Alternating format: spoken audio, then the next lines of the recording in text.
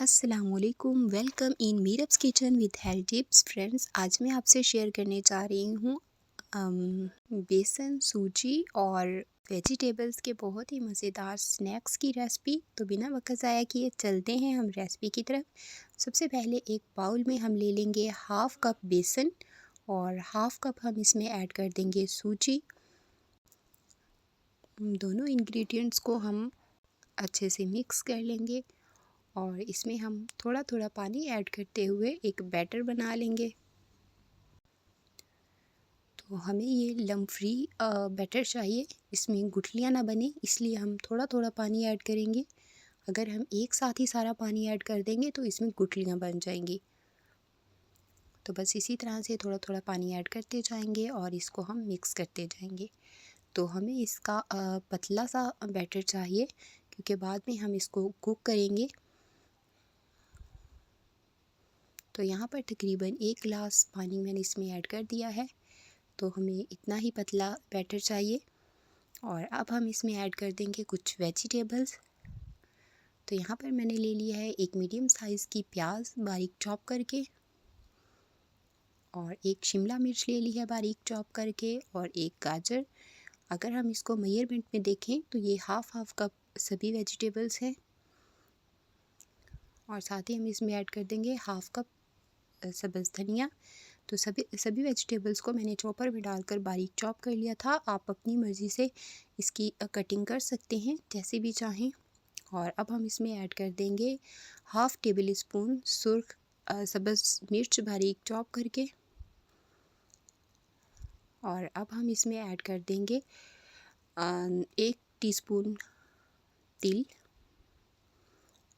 Half tea spoon इसमें हम add कर देंगे सफ़ेद नमक, हाफ़ टी स्पून कुटा हुआ ज़ीरा, हाफ़ टी स्पून सुरख मिर्च का पाउडर, और हाफ़ टी स्पून काली मिर्च का पाउडर, और हाफ़ टी स्पून हल्दी।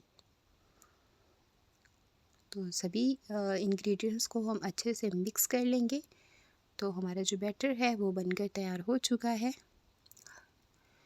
और अब चलते हैं हम इसकी कुकिंग के प्रोसेस की तरफ। तो यहाँ पर एक कढ़ाई में हम ले लेंगे 1 टेबल स्पून ऑयल। बिल्कुल कम ऑयल में हम इसको बनाएंगे। तो यहाँ पर हम ऐड कर देंगे हाफ़ टी स्पून राई दाना, जो सरसों होती है, इसको हल्का सा हम फ्राई कर लेंगे। और अब हम इसमें ऐड कर देंगे बैटर जो हमने बना कर तैयार किया था। इसको अच्छे से मुसलसल चलाते हुए हम कुक कर लेंगे, और लो टू मीडियम फ्लेम पर इसको हम कुक करेंगे, ताकि जो इसमें हमने चीज़ें डाली हैं वो अच्छे से कुक भी हो जाएं। और साथ ही हम इसमें ऐड कर देंगे 1 टेबल स्पून तिल। तो मैंने इसमें मज़ीद थोड़ा सा तिल ऐड कर दिया है, इसका फ्लेवर बहुत अच्छा आता है। तो इसको हम मज़ीद अच्छे से कुक कर लेंगे। तो ये इसी तरह से थिक होता जाएगा और एक डो की शेप में आ जाएगा। तो बस हमें इसी तरह से ये डो की शेप में चाहिए। तो अब हम फ्लेम ऑफ़ कर देंगे और इसको ठंडा करके अपनी पसंद की जैसे भी आप शेप चाहें शेप्स में बना लेंगे। तो यहाँ पर मैंने ले लिया है हाफ़ कप मैदा और हाफ़ कप आटा, जो हम घर में गंदम का आटा इस्तेमाल करते हैं। और इसमें हम ऐड कर देंगे 1 टेबल स्पून तिल, और साथ ही हम इसमें ऐड कर देंगे 1 टेबल स्पून ऑयल, और हाफ़ टी स्पून इसमें हम ऐड कर देंगे सॉल्ट। और अच्छे से अब हाथों की मदद से हम इसकी मिक्सिंग कर लेंगे। तो इस तरह से करके हम अच्छे से मिक्स कर लेंगे। ये मिक्सिंग ज़रूर करनी है। जब इस आटे की इस तरह से मुट्ठी बनना स्टार्ट हो जाए तो बिल्कुल परफेक्ट हमारे आटे की मिक्सिंग हो चुकी है। तो अब इसमें हम थोड़ा थोड़ा पानी ऐड करते जाएंगे और इसकी डो बना लेंगे। तो हमें ये डो ना ही बहुत ज़्यादा हार्ड चाहिए और ना ही बहुत ही पतली, बस ये दरमियानी सी हमें डो बनानी है। आटे से थोड़ी सी इसको हम हार्ड रखेंगे। अच्छे से यहाँ पर इसको हम 4 से 5 मिनट जो है वो गूंद लेंगे, और अब हम आटे को 5 से 10 मिनट के लिए रेस्ट पर रख देंगे।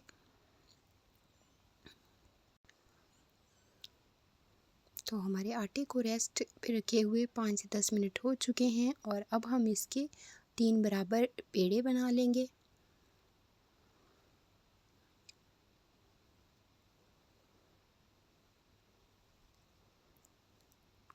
तो सभी पेड़े हम बनाकर तैयार कर लेंगे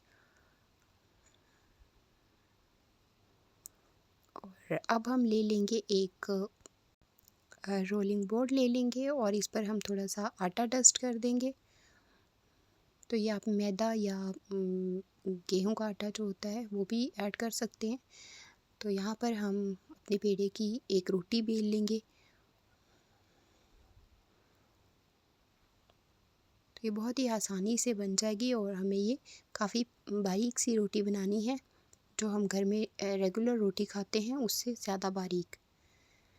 तो यहाँ पर इसकी साइड हम कट कर देंगे और तकरीबन 2 से 2.5 इंच का हम पट्टियाँ बना लेंगे, क्योंकि इसमें हमने अपनी जो स्टफिंग बनाई है वो डालकर इसको रोल करना है।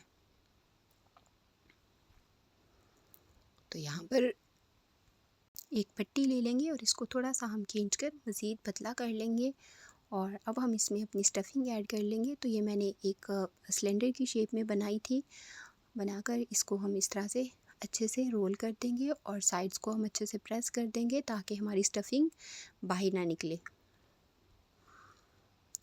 तो सभी स्नैक्स हमने इस तरह से बनाकर रोल बनाकर तैयार कर लिए हैं और अब चलते हैं हम इसकी फ्राइंग के प्रोसेस की तरफ। तो इसके लिए मैंने ये मैदा की स्लरी बना ली है जिसमें हम इसकी साइड्स को कोट करेंगे ताकि हमारी जो स्टफिंग है वो बाहर ना निकले जब हम फ्राई करेंगे। तो आप इसकी कोटिंग की स्लरी जो है वो कॉर्न फ्लोर की भी बना सकते हैं, वो भी मैंने ट्राई की थी, उसके भी बेस्ट रिज़ल्ट्स हैं। लेकिन यहाँ पर मैंने आज मैदे की स्लरी बनाई है तो दोनों के रिज़ल्ट सेम हैं। तो हम दोनों साइडों से इसको अच्छे से पलटते हुए गोल्डन ब्राउन कलर आने तक फ्राई कर लेंगे। तो हम लो टू मीडियम फ्लेम पर इन्हें फ्राई करेंगे ताकि अच्छे से बाहर से ये कुक हो जाए और क्रिस्पी भी हो जाएंगे। तो हमारे जो स्नैक्स हैं वो ज़बरदस्त गोल्डन ब्राउन कलर के बनकर तैयार हो चुके हैं और अब हम इसको सर्विंग प्लेट में ऐड कर देंगे। तो आप इसको केचप या इमली की चटनी के साथ इंजॉय कर सकते हैं, ग्रीन चटनी के साथ भी ये बहुत ही मज़ेदार लगते हैं। तो फ्रेंड्स, अगर आपको मेरी वीडियो पसंद आई हो तो वीडियो को लाइक, शेयर और चैनल को सब्सक्राइब ज़रूर कर दीजिएगा। मिलते हैं नेक्स्ट वीडियो में। अपना ख्याल रखिएगा, मुझे दुआओं में याद रखिएगा और मुझे दीजिए इजाज़त। अल्लाह हाफिज़।